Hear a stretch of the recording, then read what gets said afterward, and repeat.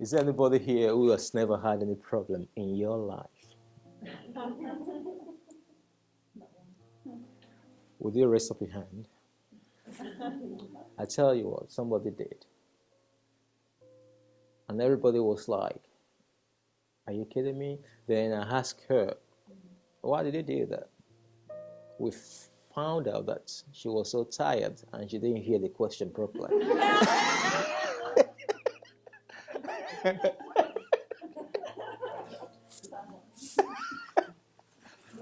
Life is a series of problems. In fact, one study showed that every 3-4 months, you're going to have a mini crisis in your home.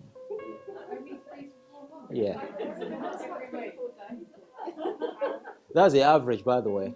50% of the people will have it more frequently. 50% of the people will have it less frequently. But the crisis doesn't have to be big. It could just be like your washing machine breaks down and you didn't budget for it. You didn't budget for it. It's a catastrophe because somebody else has to suffer because of that washing machine. Okay, maybe the dog. So make sure the dog doesn't. He's not the one who's going to suffer something. So life is a continuous flow of difficulties, and that is why we cannot separate anxiety, intrusive thoughts from the life that we've lived, our environment. I remember what William James said. William James was a Harvard University professor, was a philosopher, one of the greatest brains that Harvard has ever produced. He said that the human soul is always stronger than its environment. The human soul is stronger than its environment. However, the environment modifies the soul. We've all been affected by what we've been through in our lives, haven't we? Whether you agree with it or not. So that's why we always start from the life experience. So when we go through some unpleasant situations in our lives, whether in childhood or in adulthood, as a teenager, negative emotions are generated. And those negative emotions are really real. They are connected to a lot of things that we go through in our mind. Now, would you help me here? When we go through unpleasant life experiences, what are the negative emotions that we experience? Could you just shout one? I will start with something like sadness.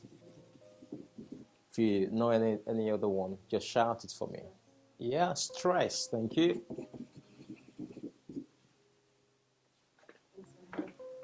Insomnia. Yes, possibly. That's a condition, but we'll put it in there. You're so stressed, you develop that. Don't worry, just keep coming. No wrong or right. You can't be wrong. Sorry? Guilt. Absolutely. Thank you. Anger. By the way, anger is the killer. Do you know what? What we found is that anger is the deadliest of all negative emotions.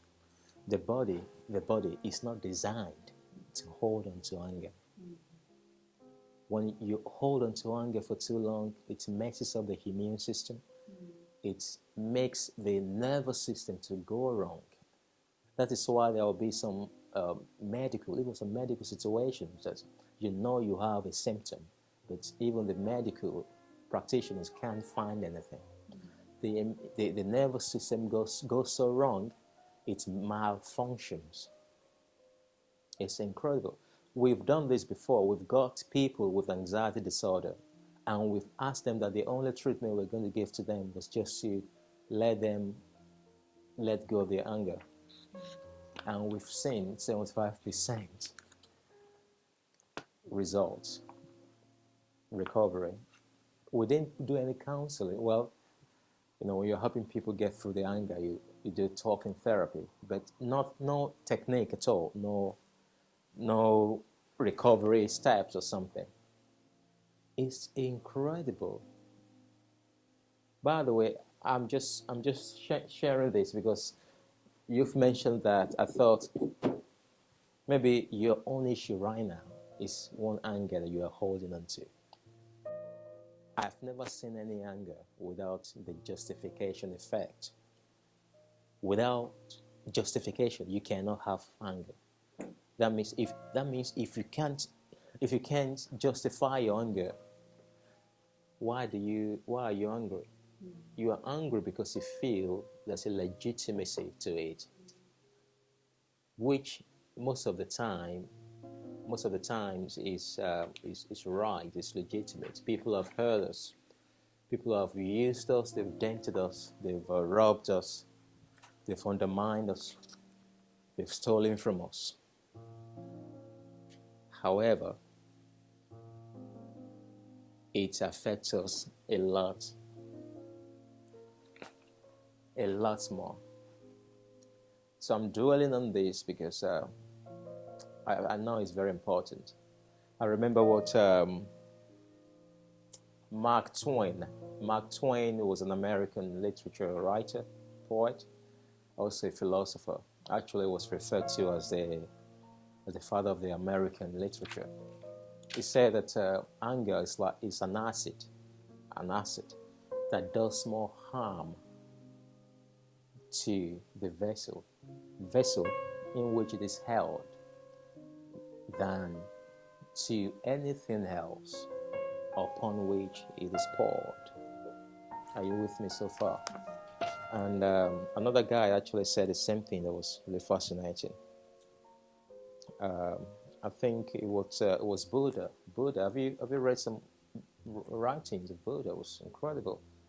You know, some of the wisdom that we discover now, we say, wow, I've never heard this before.